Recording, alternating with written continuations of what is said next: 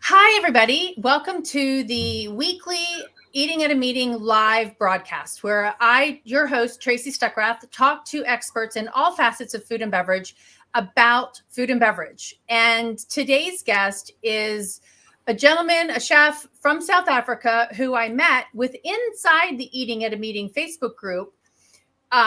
When he commented, I actually asked everybody that week, I said, what are you celebrating this week? What did you do good? Or what happened to you that was good? And his response is, I survived a heart attack. And I'm like, excuse me, what? So Chef Francois Agenbach, I know I mutilated that. He is with the CSIR International Convention Centre and he culinary concierge in Pretoria, South Africa. I actually had the opportunity to speak in that center years ago, but it was before you arrived. So everybody, welcome to Chef with me here today. Hello, Chef. How are you? I am fantastic. Thank you very much for having me. You're welcome. Okay, we've been having this fantastic conversation for the last 15, 20 minutes. But before we get to that, I want to make sure everybody knows you're doing well. You've survived your heart attack. I'm fantastic. I'm fit. I'm healthy. I'm doing really well. I've been back at work for nearly a month already again. So all good. All engines running. I'll probably have a checkup around the middle of May, just to make sure that everything's running smoothly and all the arteries are doing what they should be doing. But otherwise, I'm perfectly fine. I'm really blessed. It was a shock. It was unexpected, but the recovery process and the support I've received since then has been phenomenal. Awesome. Well, so glad that you were able to make that comment on my post to say that you were still alive. But the other part too on that comment was the fact that you said, and I'm going to quote you here, now more than ever, it will serve me to be more aggressive and proactive in my drive to transform food and beverage offerings in the local meetings and events industry. And I wanted to start off with that too, because it kind of rolls into what we were talking about earlier before we started what does really being aggressive, transforming the food and beverage offerings, what does that mean? And what are you seeing? What do you want to see done differently? Well, that is such a massive question. First of all, when I made the statement, I kind of went, what do you actually realize what you have just stated? I mean, that is such a bold statement. That is taking such a large portion of the industry by the horns and trying to redirect it. And I think the most important thing is for me realizing that it is time, it's long time, it's actually overdue that we start giving food its due place in the events and meeting industry, but also in general, in life, in everyday living, in everyday interactions, affording it the place it deserves, and that sustenance is not just scoffing down something in the hope that you will feel fulfilled. It serves a massive purpose. There's so many aspects to it that we can benefit from just by redirecting small portions at a time of what we eat, how we eat, when we eat it, and that is my goal. That is something that I am really driving to do. Realizing the challenge ahead, making that statement, sort of went. Now you've gone and done it. Now you got to deliver. I'm right there to support you, though. So whatever you need from us, fantastic. Which kind of leads me into, what our friend, I'm going to say, Janet Spearstad. So I think she was the year after me. So thank you for Peter inviting us both over there to speak with his group. But what Janet, if anybody doesn't know Janet's all about brain food and neurological, creating events that are neurologically healthy for all of us.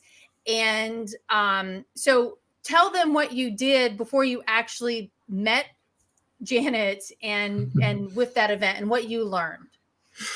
It was interesting. I received the brief. I was actually an attendee. to the course. The course was based on the neuroscience within eventing, and the role that it plays. And when I received the information from Peter Swart, the client at that point, I sort of looked at it and I thought, here's an ideal opportunity to show to people that food plays a pivotal role in the outcome of a specific event, and it can be customized to meet the requirements and serve the purpose and goal. So I went on a bit of a research spree, and I spent a lot of time trying to figure out how to combine certain items to get different results. And we ended up on a 3-day conference presenting a menu that was wholly focused on brain food, improving neurological function, making sure that neurofatigue doesn't set in during the middle of the day. And it was phenomenal. The response was unbelievable. On day 3, I remember Janet saying, this is the most energized group she's ever had on day 3. She hardly knows what to do with us. We need to give her some space so that she can actually finish, because the brain functionality was at such a high level on day 3 that it was better than day 1. And it's purely because we looked at people's diet for that specific course. We adjusted and customized it, and it served such a phenomenal purpose. Okay, so why can't we do that for all of our events? Or why isn't that done for all of our events? That's a loaded question.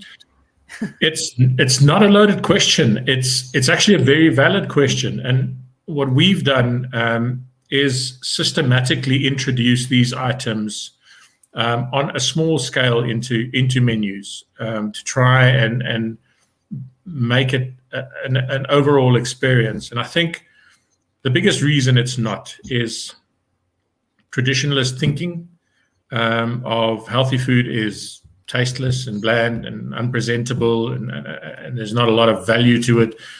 It's overrated. But we've snuck that into our menus overall at the ICC and introduced these items in such a way that we don't really promote it, but at the end of an event, we engage with guests and find out, how was your experience? How was the food? How did you feel? And especially after your first and second teas around lunchtime and your afternoon teas, to see, do we see a change in people's energy patterns? And it has definitely impacted on some of the people and some of the guests we've hosted. But again, there's the expectation of give me a wholesome meal with all the fats and starches and sugary desserts, which we still have to navigate and work on the mindset. Well, exactly. And I mean, I know everybody's heard me say this before, but it's our food and beverage is our number one expenditure in events, and hands down, and with audiovisual being next. And maybe they waver, on what your event is, but it's the thing that we spend the least amount of time on. And we give you, hopefully we're good enough and we're giving you, hey, here are our dietary needs of our people, but we want this thing, we want this, and we just give it to you or to the CSM and say, here, design it. I seriously, I would say, I'm going to guess, this is totally a guess, that 90% of planners do not talk to chefs before they pick the menu, and which is, I think, is a detriment. They are missing out on an unbelievable resource that could absolutely benefit and change the guest experience, even host experience. And it is unfortunate. I don't think you're far off. I think it's closer to 95%. We have the odd person who would engage.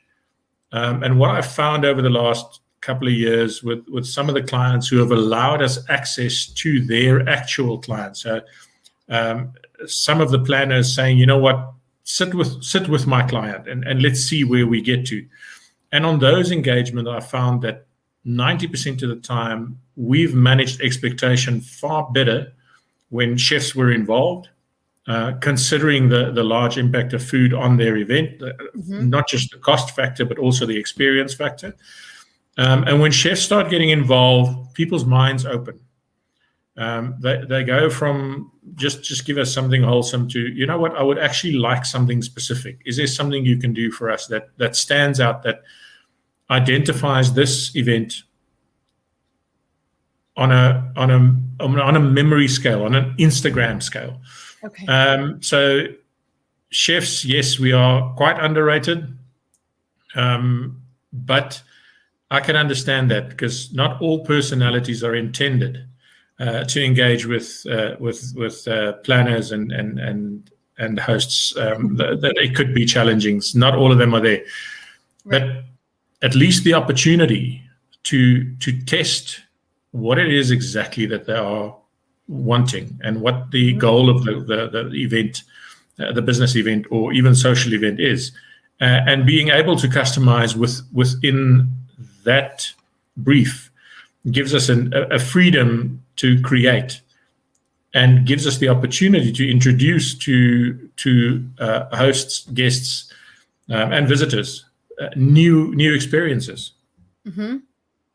Well, and getting to the chefs is sometimes very challenging, and it's, and I think you brought up a good point, because sometimes maybe it's a third party planner that says, you can't talk to our client, we're the go-between, or it's, whoever it is that's there. But sometimes it's the CSM on that, on the venue side as well. So we've got to open up that communication level, because these are the two people, when you look at the event food chain, the planner and the chef are pretty much on top and bottom there, because there's all the people over here. And then from you is the line cooks, the banquet captains, and the servers. And it's that axis. Oh, I'm really liking this description. It's the axis is the eater and the chef are right there aligned.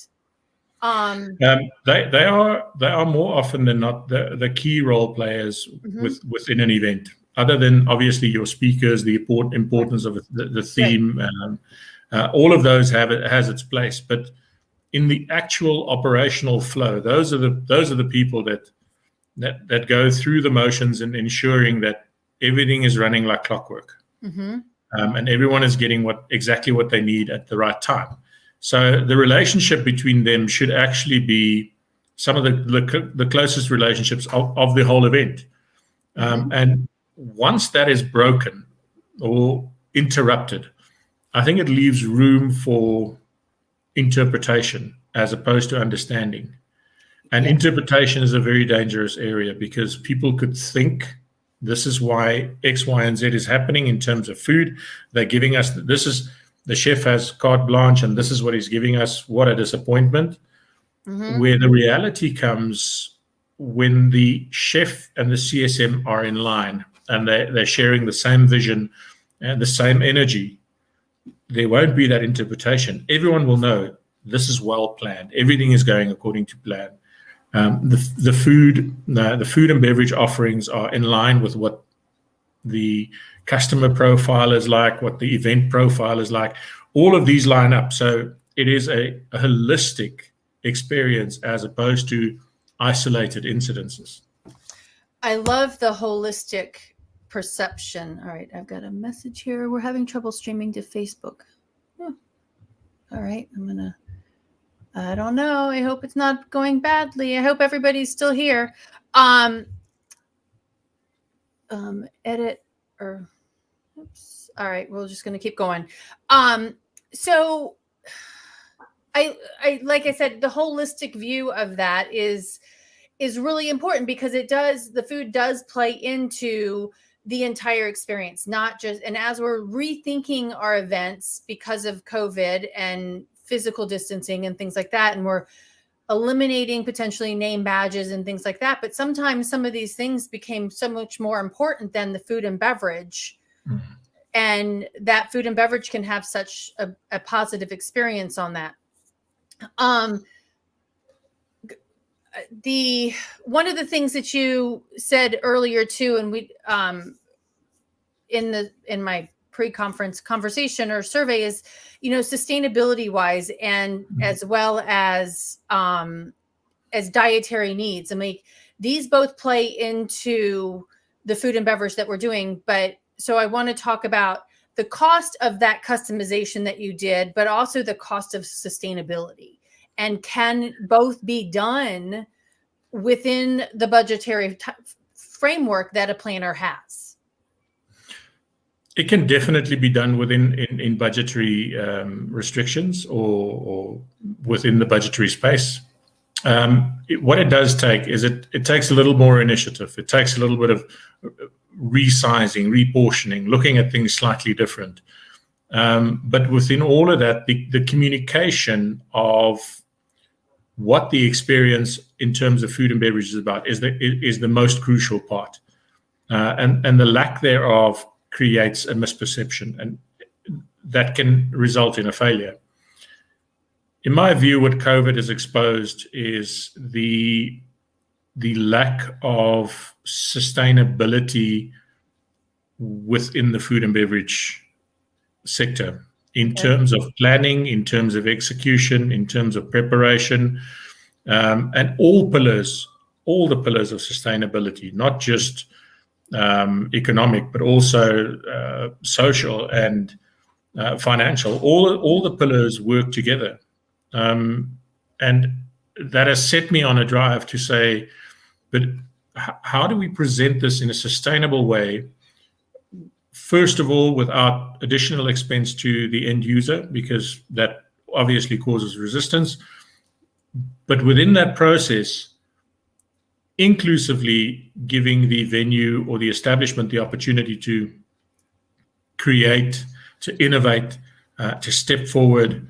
And the potential is there. For me, COVID has presented more opportunity than negativity. Personally, I see a lot more opportunity having come from it. Finally, the focus of it's got to be a buffet, which is that sort of this, if it's not a buffet, it's not a conference, we don't like it. It's now sort of forced it to say, okay, but wait a minute, maybe there are risks that we weren't aware of in the past. Maybe we should be looking at it differently.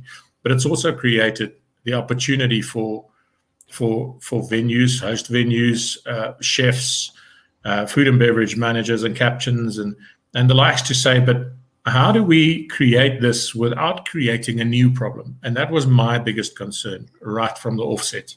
Mm-hmm. If we're going pre-packed, I don't want to create a new problem. We could use all the horrible packaging that is commercially available all over, or we could actually do some research and find items that are not just biodegradable, because that's a whole different conversation. Right. But literally looking at packaging that's actually compostable, that serves a greater purpose than biodegradable, because there's processes involved that a lot of people don't recognize. They think going biodegradable is the best solution available, and it really isn't. If you're not following the proper processes, you're still sitting with a new problem. And we as a team, between the CSIR ICC marketing team, the business development team, the whole management team, actually said, we realize we've got to change what we serve, but we have to research that whatever we are serving is a solution and not a creation of an extended problem. I love that. I mean, because that makes you look, again, holistically at your entire event. And I saw something, I think it was on Thrillist the other day, about this woman in New York is like reducing your waste and just reducing your waste overall. And she says she has maybe one trash can full of waste in her house, in her apartment, a month. I that may be a little bit of an exaggeration, but even like toothbrushes and all these other things, but looking at how can you get your products and services, your food and beverage items without having to use all the plastic bags, or what can you do to reduce your waste personally, but also in your events and in the kitchen? Well, I think and I'll never call it the complete death, but the semi-death of the buffet has. I would love to see the international statistics on the reduction of food waste based on the fact that buffets are no longer in use. I think it's massive personally. I've tried to find some research on that, but obviously those will be things that are kept under wraps. Yeah. It won't be promoted, but personally, I think food waste has been limited, has definitely been reduced, and all the associated impact of food waste that people don't talk about. So for me, it's not a bad thing. Unfortunately, we're still sitting with that traditionalist approach of people want buffets. How are we going to give them buffets? And in my view, it's time to move on from that. It's time to say, well, let's focus on safe food. Let's focus on presenting it in such a way that when people experience it, when they look at it, they don't feel that they got less value. Right. As long as we meet the value expectation, we're in a good place. And you'll always have the comments. But as things progress, as we do this more and more, and as more and more venues actually start discovering that there are simpler solutions that are more cost effective, hopefully at some point the breakthrough will come and we'll say, look, let's put buffets back where they were, and that's on the Sunday family restaurant table. Okay, so can you give us some examples of that? Because, if you have a large conference and your venue is pretty large, right? But you want to get, and maybe this comes back to rethinking the agenda and how fast we have to put people through lunch line, right? Or dinner. But is that, action stations? Is it plated? Is it, what does that look like to you? And one or two examples. Yeah. So obviously, for me, it's a combination of all of those. Okay. Because in my view, to give the guest a value proposition that still gives the experience of the typical old buffet, I think action stations is an absolute must. It plays a role. It needs to be there. It creates that interactivity that people value. Having pre-plated meals ready on a different station is another experience, because what we often forget is every event has different personalities. I, for one, I don't like to queue personally. Right. So if there's something that I can go to, pick up and walk away, I'm the happiest person in the world, because I don't have to interact with people that I maybe don't know or don't feel comfortable to. Other people thrive on the interaction. They want to stand in a queue because they can talk to the people behind them. They want to wait in line for food. So it's different for every person. And if we manage to get our food and beverage offering to the point where we cater to all of those experiences in one go, we can have so many more people feeling that their needs were catered to. Whether they enjoy which aspect, whatever aspect they enjoy, they were catered to. So I would not say we can look at this in isolation and say, you know what, let's just do action stations. Let's just do pre-plated. Minor combinations of them.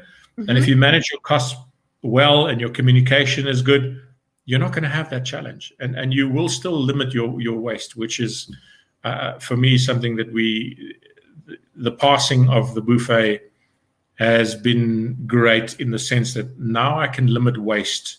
Right. We can manage portions properly. People are not overeating, and in fact, we went to pre-packed lunches, and the biggest comment we're still getting is it's too much food.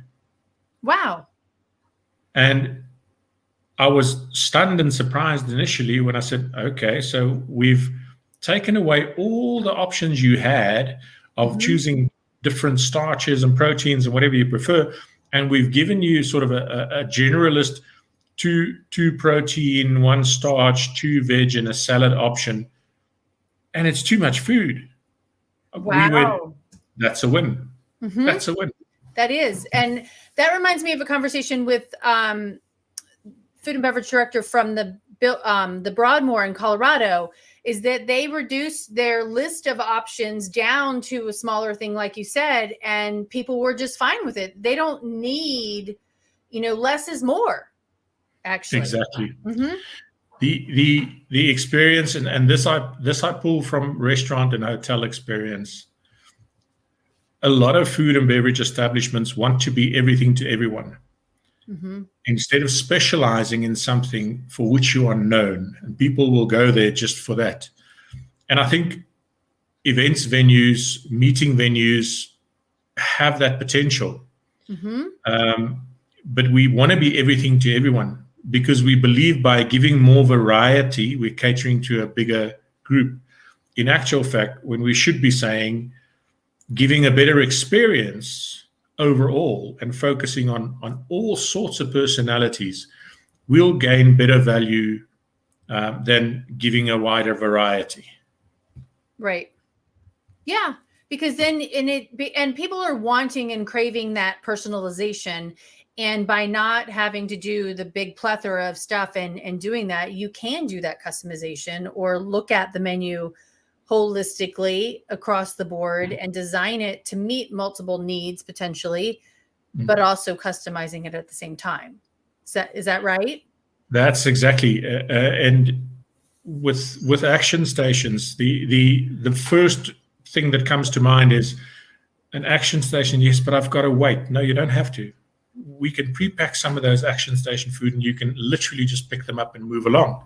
Mm-hmm. It doesn't have to be what your mind is telling you or what tradition is telling you it should be. Now, if it's an action station, I have to wait in queue, and I don't feel like it. It doesn't have to be that. You can still cater to all different needs without just forcing people to follow a single line and just look at an offering from a sort of isolated perspective.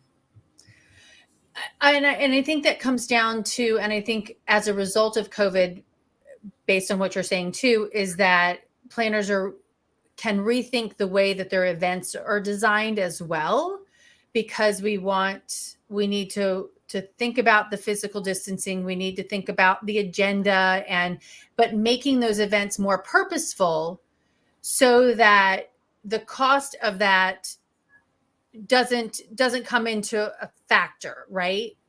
What you're going to gain from that is so much more valuable than what that cost is.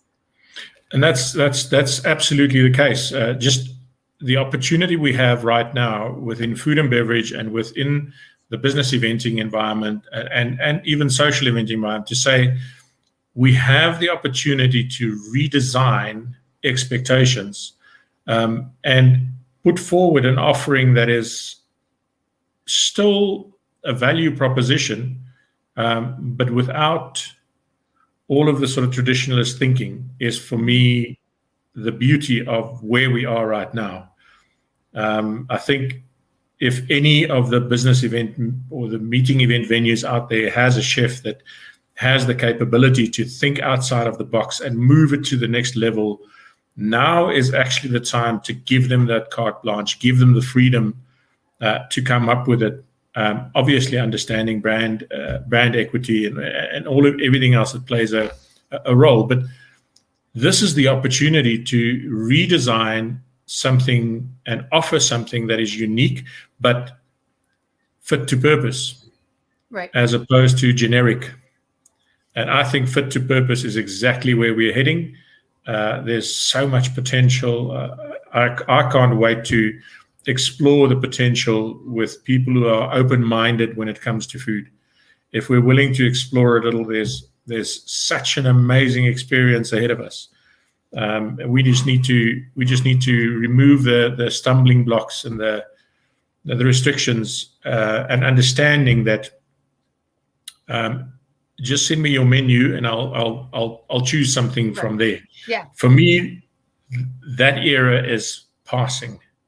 And if there is something, it should be, here's a breakfast, here's 2 breakfast options, there's a couple of lunch options, here's some tea options. But if you want to do something truly unique, engage with us, sit with us, let's plan with you.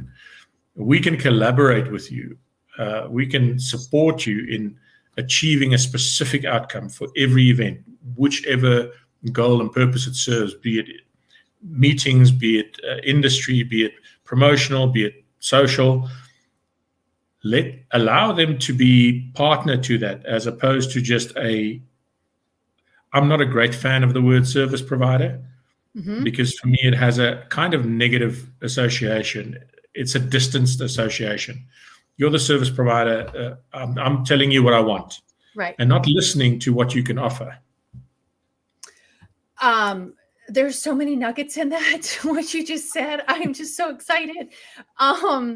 The fit to purpose, I love that phrase. I did that, just is so awesome. And I love partner versus service provider, because you are providing so much something else, and it is a partnership when we're looking at that food. And one of the things that we were talking about before we came online is all of those people that you rely on to make that meal happen. And, the delivery people, your farmers, your line cooks, the expediters, and then the front of the house staff. But we have to teach them as well in changing that mind shift to say, you're partners with us too, and that impact of that in the entire food chain, or what I call the event food chain, but it could just be the general food chain. I think that partnership comes from all of them. And instead of just saying, oh, I'm the ABCD shift of server, this is my role, right? This is how I can make this experience better. That is so true. There are so many role players in the actual delivery that hardly ever get noticed or recognized or even mentioned. And as you say, it literally starts from the supplier all the way through to the delivery, to the person who receives it, the one who manages the stock in terms of cold chain, hot chain, quality, expiry. There's a whole range of people involved, and regrettably, they often get left behind because it's only your frontline staff that get the recognition, because they are the ones who are noticed. And once we start explaining to every person, and not just explaining, physically showing them their involvement in the value chain, and how they deliver the actual end product, whether they prepared it or served it is irrelevant. They were involved in the process. And once everyone realizes that every person playing a role, it's something you mentioned earlier, thanking someone who was cleaning a dustbin. It sounds odd and it sounds out of place, but a smelly dustbin is just not great. No. It puts people off eating. It's a negative experience. And every interaction along the way determines a guest experience. Everything from the moment they see something, they smell. There's a range of things that play a role in this, and we undervalue that. If one guest is unhappy because someone at the front door wasn't 100% friendly with them, they start with a negative mindset. They've had a negative experience in one area, and their focus automatically becomes what else is going to go wrong, as opposed to, wow, this is going to be a great experience. Right. It starts from the person at the security gate. It's a whole, again, back to the word holistic. It's a holistic service. It's not something that can work in isolation. The CSM or the event planner or the coordinator is not more important or more valuable than the person cleaning the dustbin. Because there might just be one person who absolutely loves clean dustbins, and seeing it happen sets him at ease. It gives him peace of mind. And his peace of mind is transferred to everyone around him because he's at ease, he's comfortable, he's not tense. There's such a follow-on effect from identifying and recognizing the smaller detail things that I think we undervalue. Okay, so that makes me jump to the meal that you made for Peter. For Janet, for when Janet Spearstead was that. And just so everybody knows, I'm talking to Francois and Chef Francois from Pretoria, South Africa at the CSIR. And we're talking about holistic food and beverage experiences, which I just love. But Janet Spearstead was there a couple of years ago and was talking about neurological, brain food, etc. But one of the things that, and it comes down to that service level that we were just talking about, is that Peter loves chocolate mousse, and you made him a chocolate mousse that he thought he couldn't enjoy too much of because it would be bad for him. So talk about that. What did you do? I was advised that Peter loves chocolate mousse, so I thought I'm gonna make him chocolate mousse that he won't forget. And sticking to the theme of brain food, we actually designed we presented a chocolate mousse that is made from avocado. It doesn't have sweeteners in it.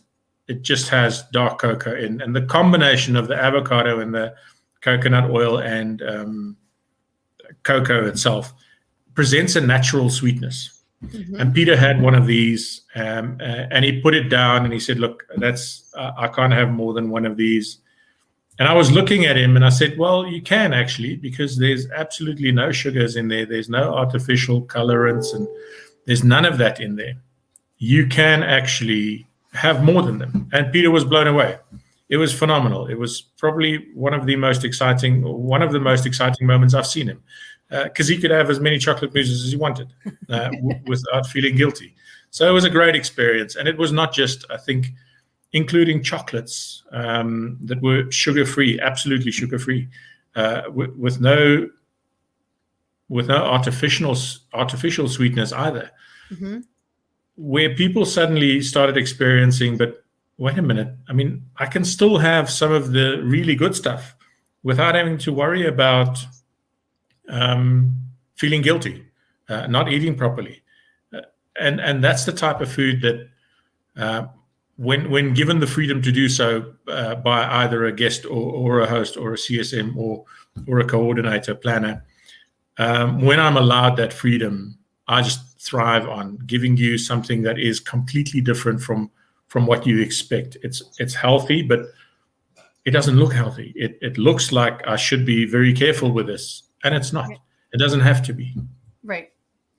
Okay, so we're at the 40-minute mark almost. So there's one thing that ties into that you said to me earlier, and then I'm going to ask you one other question, but it was your best practice, and it literally ties into what you just said, is that personal interaction with guests and delegates with an informative and demonstrative approach is invaluable.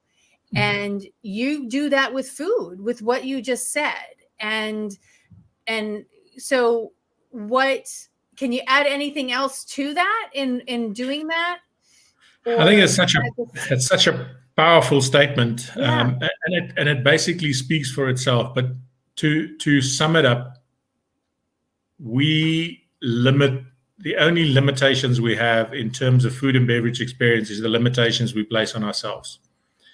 And those limitations can be budgetary, it can be experiential, it could be a host of things. But in the end, we have to decide what the largest portion of our eventing expense, what value we want that to add to the overall experience.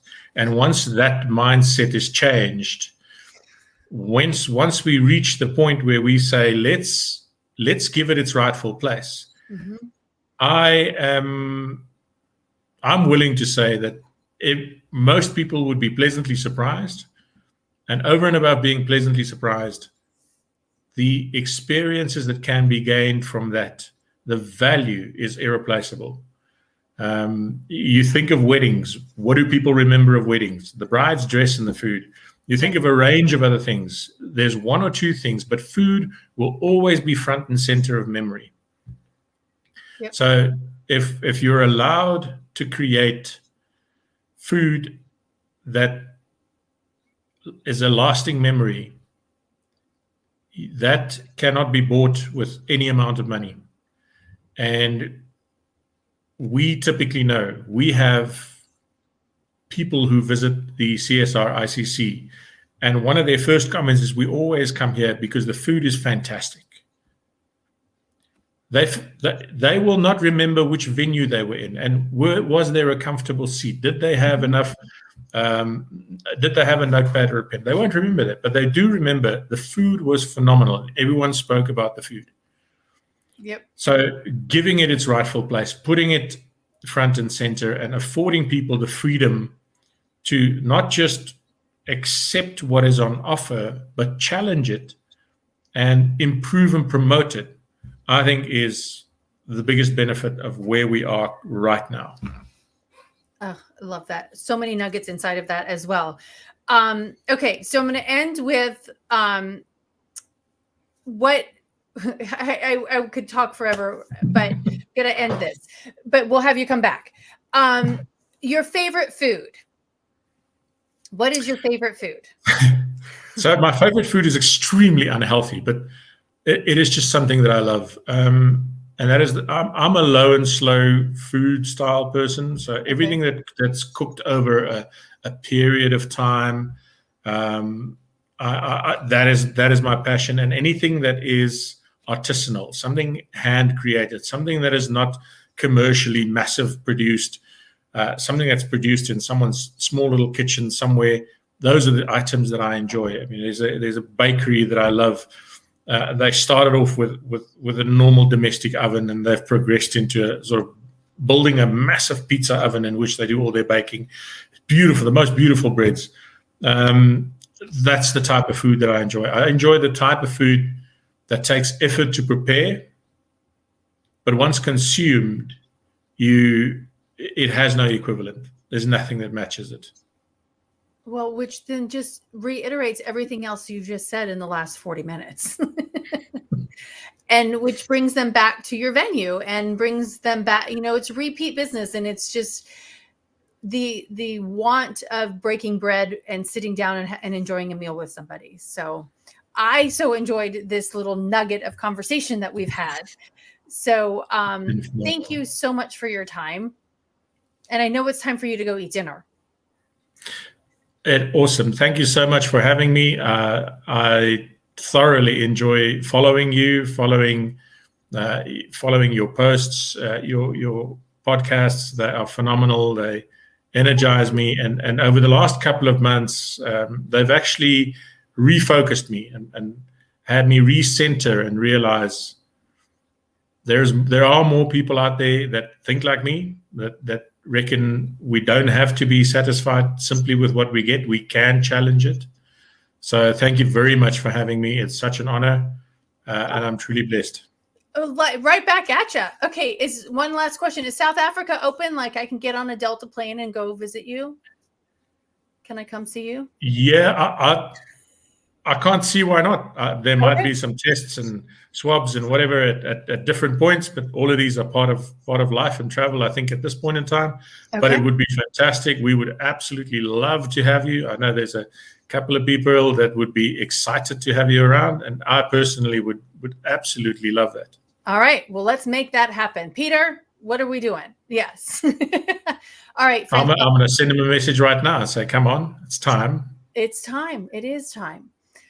Well, thank you, everybody, for listening in. Those who are listening to us over dinner in South Africa and those of us that are just waking up on the West Coast, I appreciate you listening in.